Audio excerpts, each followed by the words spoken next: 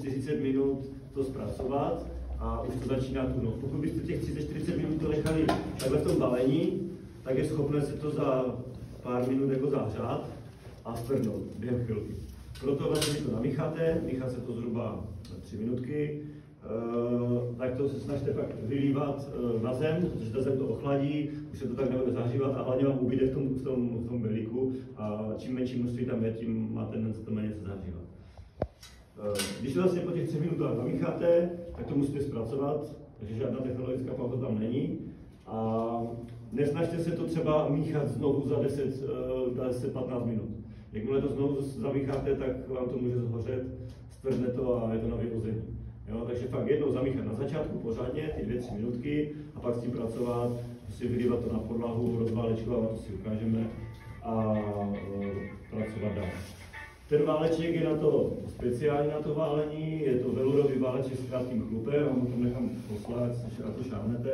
Je teda na to jedno použití, když byste vlastně dělali tady ty 3 pokoje najednou, byli jste to sami, tak v pohodě ten jeden váleček užijete, nemusíte dát 3 na každou místo z jeden, ale dá se to zvládnout. Já myslím, obě ty školení, které tady budou zvládnout s tím jedním válečkem, takže máme ten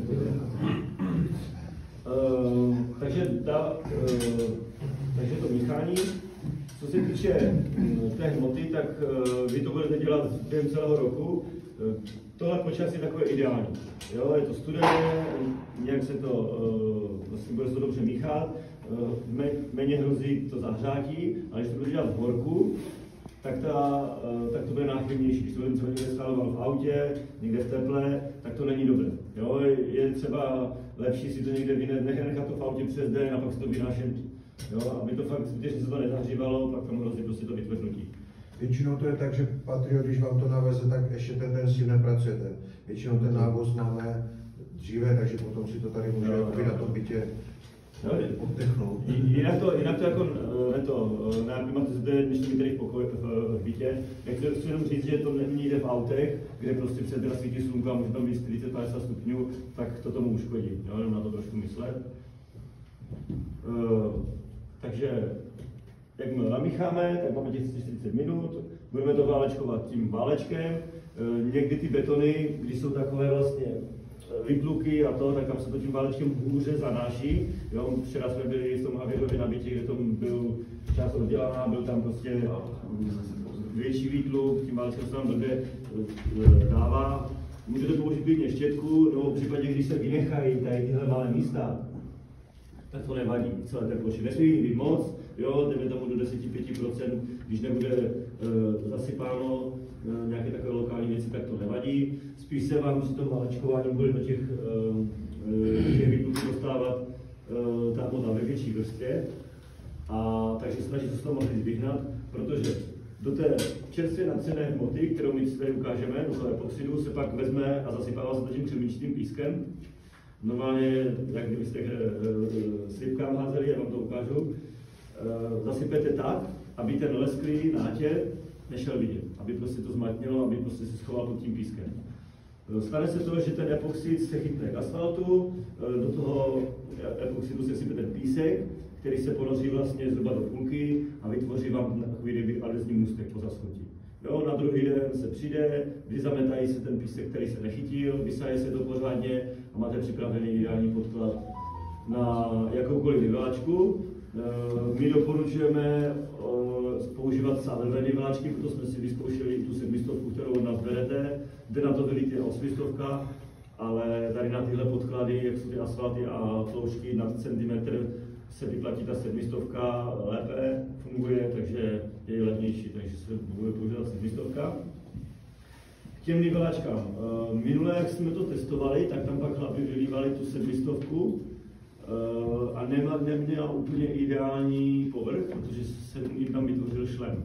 Stávalo se vám to u té 700, když to lijete, že by byl povlak takový, který se musí přebrousit? Stávalo se vám to? Vylíjete tu vyváčku někdo z vás? Je tam takový jakoby povlak, takový prach. A vlastně, když do toho zajedete třeba nějakou špatličkou, tak on mizí. To je špatný poměr vody. Ano, vody. my tam na těch pytlech máme napsáno keď se vyšší za 6 litrů vody na ten pytel, tak snažte se to dodržovat.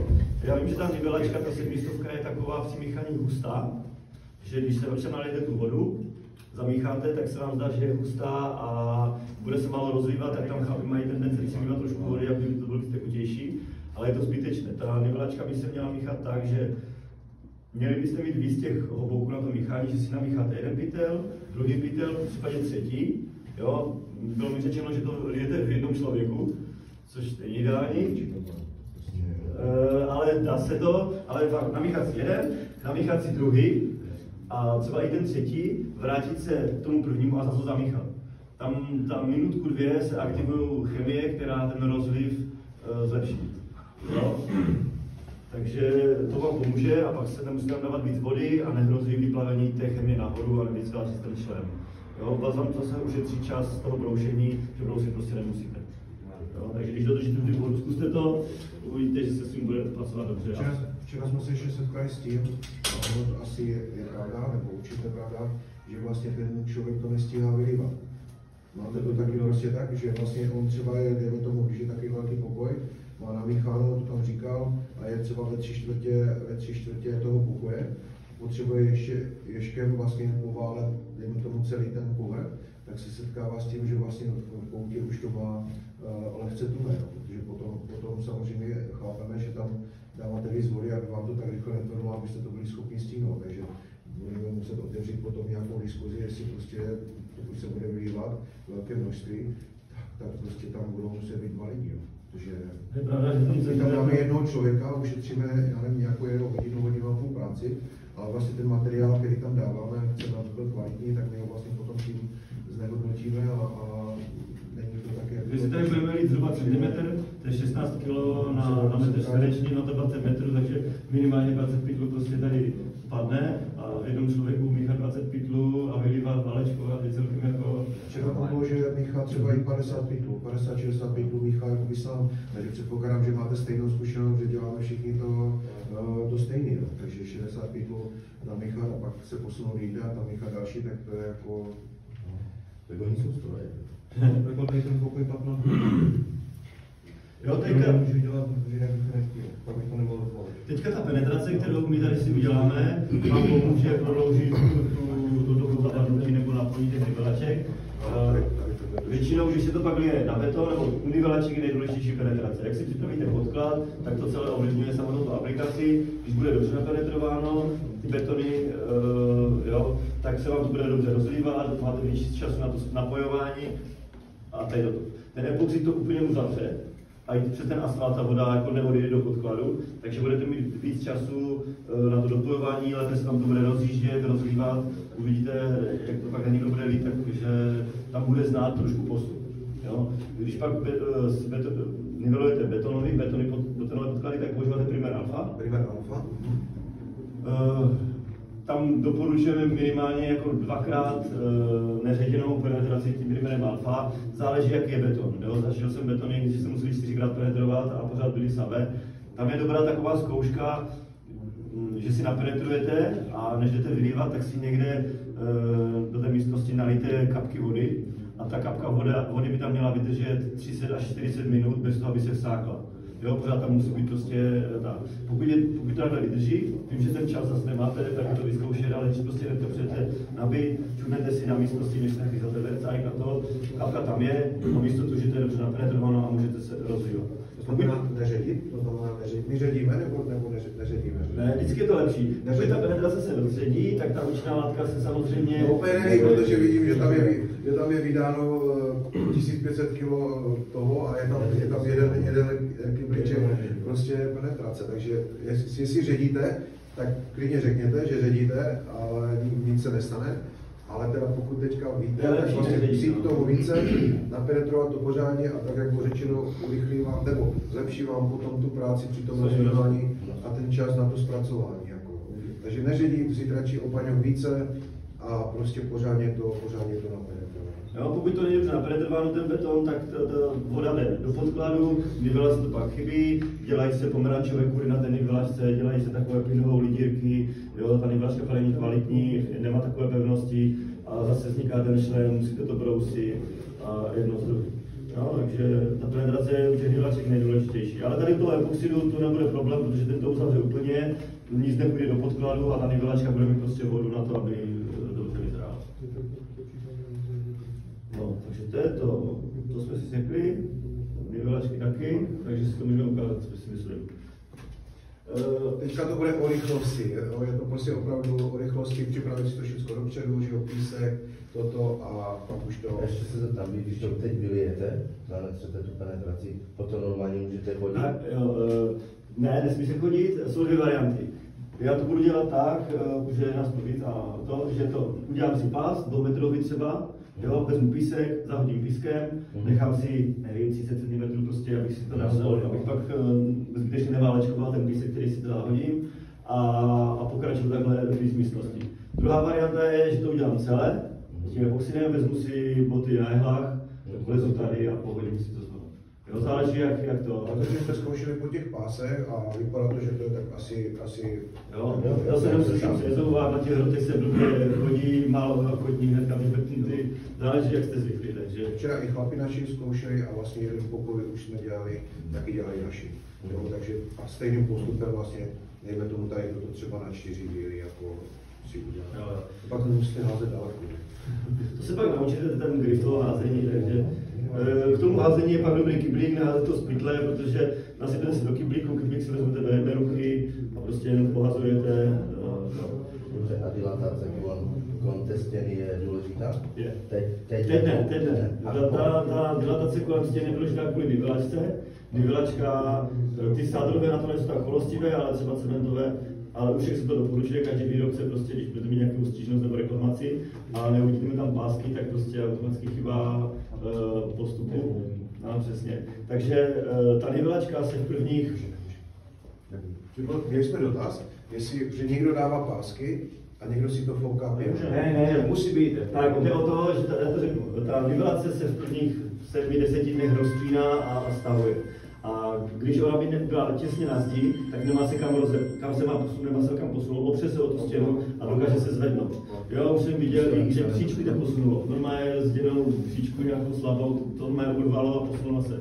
Jo, většinou to dělají cementové nivelace, jsou na to cholostivé, protože oni se plně roztáhnou a pak se smrsknou a udělají sám rastliny, ty sáty na to nejsou tak cholostivé, ale pokud vlijete 5 mm nebo centimetr a víc, vždycky tam musí být ten dilatační pásek. Když to pod 5 mm, tak nemusí, jo, ale na 5 mm měla být 5 mm dilatace, na 10 mm tloušky nivelace měla být 8, 15, 10, jo, aby to prostě mělo kam se rozepnout. Čím víc masité nivelace, tím potřebuje větší tloušku té dilatace. Dotaz ještě jsme, jo, jestli si tu pásku, nebo případně to vyfoukání tou pěnou udělat už před tímhle, nebo až... Ten epoxid to nic neudělá. Teďka. Jako když si vyfoukat, už kdyby tady bylo vyfoukaná pěna dokola, tak to normálně můžete ten epoxid aplikovat, nijak to nepoškodí, ten epoxid nerozežere to nic. Jo, ale bavili jsme se, že nějak zase to zasype tím pískem, jo, budu tam potom házet, nevím. Ta pěna je vytvrdla za 2 hodinky, pokud je takové počasí, i za hodinku už bude mít slupku a ta nivelačka se k tomu dá dolit. Jo. Vyloženě, tak ona vyděláte tenkou vrstvičku a ta tenká vrstvička té pěny si dá slupku a dozrává, takže já si myslím, že i za půl hodiny, za hodinku max, prostě už můžete vyvat nivelačku potom na stříkání. Takže na čistou, tak jak máme tady. Jo, je to lepší. Jo. Takže to.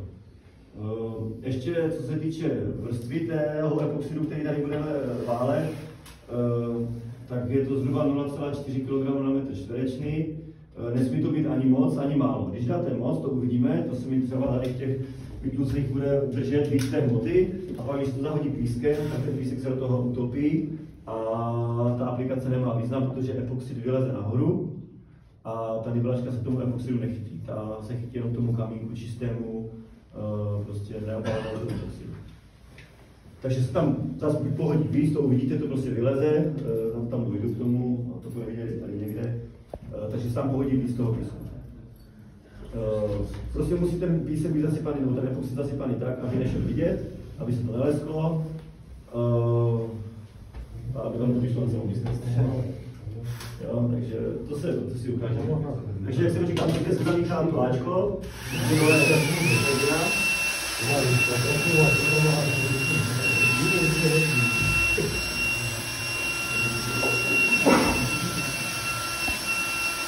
jo, ještě jsem neřekl k tomu míchání. Epoxidy se obecně míchají správně tak, že se vlastně nalije to Ačko, Bčko, míchá se ty 2-3 minutky, pak by se to správně mělo přelít do čistého belíku a znovu zamíchat. Jo, protože teďka na těch stěnách máme Ačko jenom, tu složku A, a když do toho naliju Bčko, tak nikdy nedokážu promíchat na těch stěnách Ačko, Bčko, tak vždycky tam zůstane prostě povlak, který nebude tvrdnout. Tohle je penetrace, to základní nátěr, takže to přelívání do toho nového kyblíku vás nutit nebudu, jenom vás poprosím o to, abyste nevyškrabávali ten kybl, jo, po stěnách, i když vám prostě už nebude vám to vycházet nebo něco takového, nemá to cenu, to nevytvrdne. Jo, takže neotáčet kyblík, aby nestíkali z těch stěnách. Prostě epoxidáři to dělají tak, že prostě musíte počítat trošku s odpadem, vylije se to na podlahu, jo, a vždycky tam musí něco zůstat. Nikdy to nevyškrabávejte ty stěny, tam to prostě nevytvrdne. Pokud se nesmíchají ty dvě složky, tak to prostě nestvrdne a bude to furt tekuté. Pak vám to bude třeba lepit, jo. U té penetrace zase tak jako nevadí, budou to lokální věci, ta nivelačka to schová, ale nedělejte to. Jo. Takže jenom čistě, co teče vlastně z toho.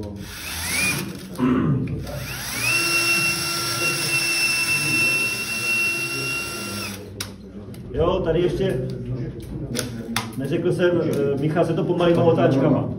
Čím rychleji budu míchat, tím víc to můžu zahřát a tím dřív to může to. Teďka míchám jenom Ačko, takže si to můžu dovolit na myšle otáčky.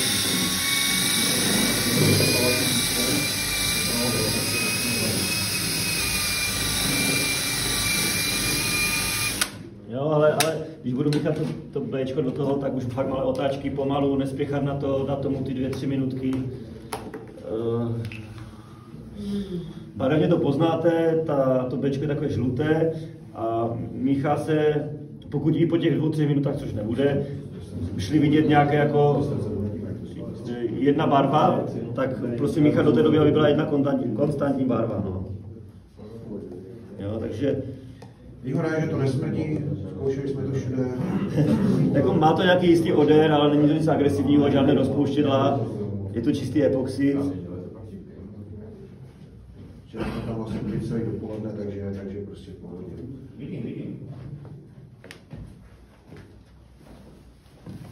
Jo, nemusíte teda ten poměr nějak řešit, prostě to vyjedete do sebe.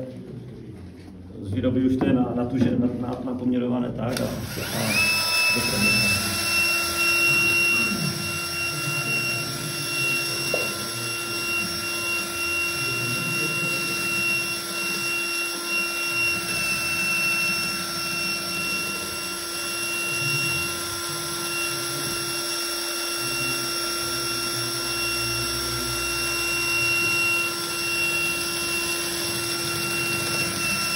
Jo, jde vidět, že ten na těch stěnách prostě se to blbě míchá. Jo, tam vždycky fakt zůstane nesmíchané, to jde prostě vidět, že tam to nikdy dobře nepromíchané.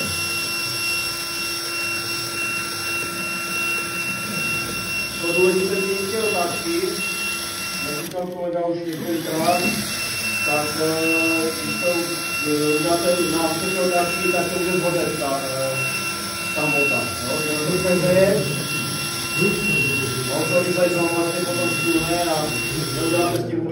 Jako u těch malých balení, když to hnedka budete lít na tu podlahu a zpracovat to, tak by to nemělo hrozit, ale když to ještě jako překročí určitou teplotu, tak se z toho zakouří, stvrdne to během 10 sekund, neudržíte na tom ruku. Ta druhá skupina bude mít výhodu toho, že mě tady určitě něco zbyde, teďka to je studené. A když si pak, včera jsem mi to ukazoval, že si šáhli na dno, mi tam zbylo třeba 500 cm hmoty a bylo to už třeba hodinka a půl, tak už to bylo teplé, nedalo se udržet ruka na tom, jo, takže to je nevýhoda těch epoxidů, prostě vzniká teplo, no.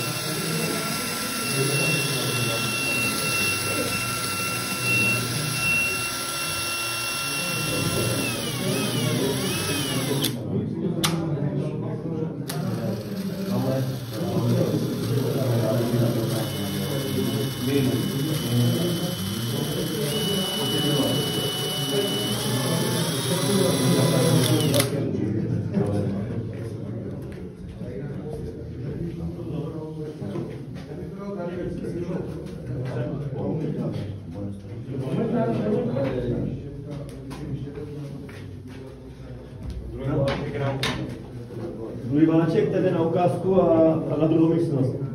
Ale já říkám, použijeme ten jeden do našich zjištění.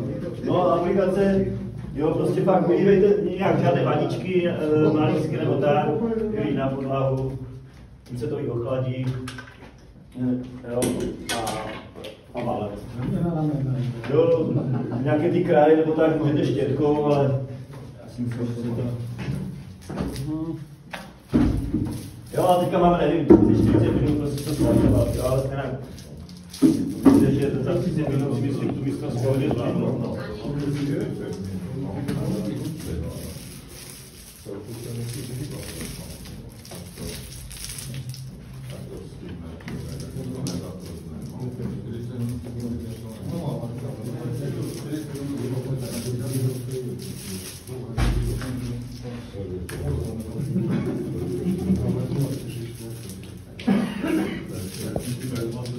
Jo, snažit se do těch, ten asfalt je úplně nerovný, jo. Snažit se dostat do těch meter. Tohle je taková ideální vrstva. Jo, tohle ne, to už je moc, jo, ale toto je taky moc. To zvládne prostě.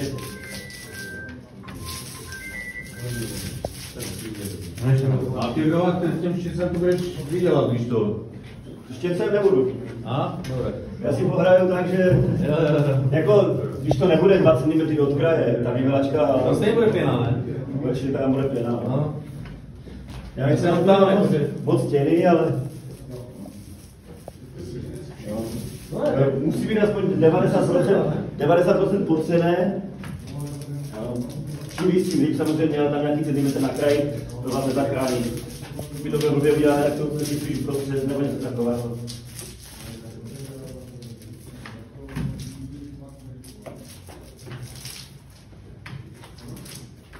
Dobré, nám to víc valečku, jak se nedívají ostatní. Tak, bylo řečeno, že všechno děláte v tom člověku, tak byste...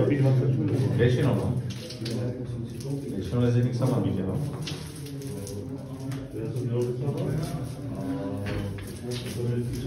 To není úplně dobré, tak kvůli bezpečnosti to... Tak my to víme, že to není dobré. Ale nic jim nebylo. My se nesnesem. Máme mnoho zedníků. Hodně kameníků.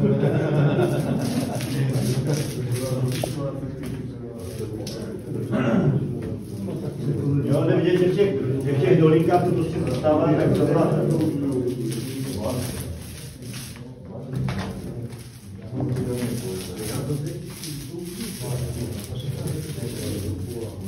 Nejlepší, když to je rozvalcované co nejvíce, anebo tam může zůstat ta vrstva taková ten poulak, jakoby? Může. Jo, že jak se bude ten písek, tak je zase lepší asi, ať to kyte na to, ne? Přesně tak, no. Tady toto je takový jako ideál. Když to bude takhle, nevadí, spíš dělají problémy toto, že tam je hodně. Jo. A to se utopí. Jako, tomu se nevyhne. Ale zase ten písek, to ne? Ne, ale on se utopí a ten... Jo, tak. To uvidíme.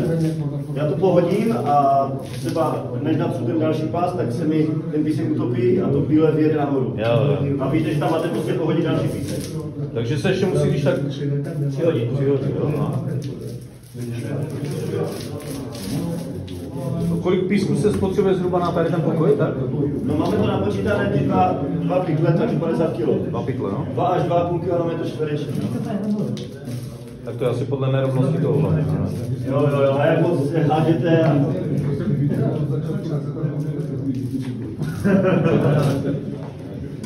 Jsme dělali moc písku.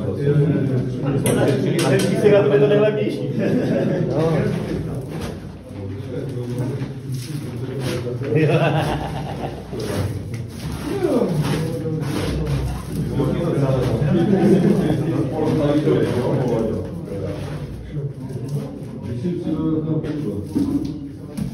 A jak nám právě někují?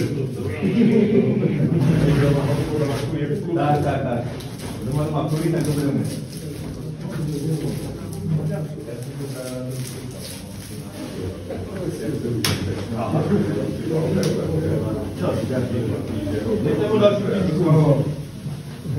Moc mladší. Podejte si kvalitější ty. 20% povolených ztrát.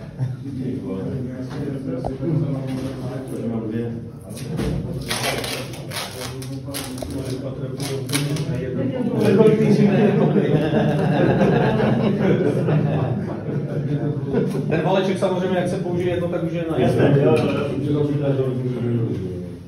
Jestli můžu prosit. Takže potřebuješ na jeden pokoj jeden valeček. Ne, říkám, tady když to bude dělat na jedno, 3 pokoje, tak s tím někdo udělám. Nezatrhne, jo? Trošku.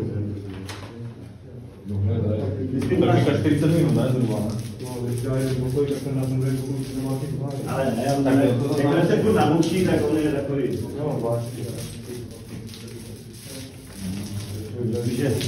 Chtěl zeptat, a jestli tento spokoj nebude jako všichni, jako úplně v tom asfaltu.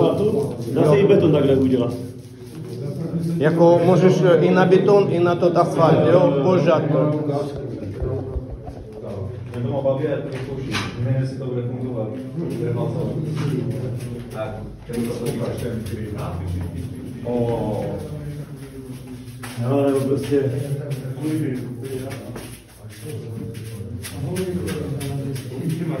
To je lepší jak stroj.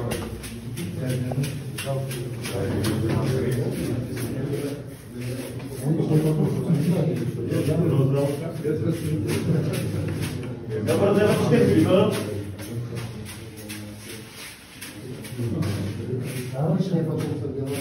Ten pozametaný se může ještě použít? Prosím? Ten pozametaný se může Jak jsme domluvili, takže ne, protože tam hrozí to, že jsme trošku obalili v tom epoxidu a sníží přidržnost té vyvlačky, bude to asi minimálně, ale jsme domluvili tak, že prostě na každý, je to balení, je zase schravávat to někdy tu skladovat. Ne, se tam jenom. Tam si to dělat denně, tak mám to zvrhne v autě. Já bych to nepokázal. Já to vyvlačí nekamo. Vypadá to pěkný. Zalekovat. Jo, tam jdou vidět ty bílé místa.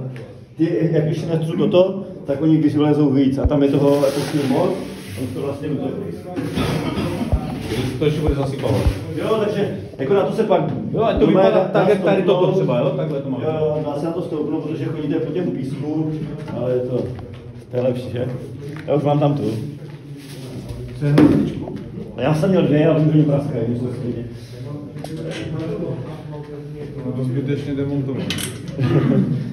Je dobré mít ještě bezpečnosti, nikdo na to může být alergický, jsou to přece jenom jako epoxidy. Je dobré mít ty rukavice, já to nerad používám, takže... Čištění Vercajku pak vlastně aceton, S6005, 6006, nějaká syntetika, ředidlo na čištění, nevím, mají hru, nebo... No tak.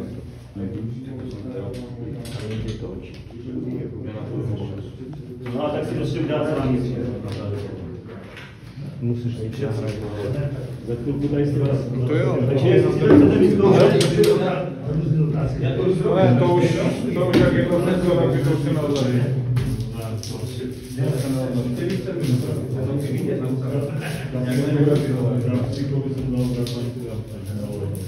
A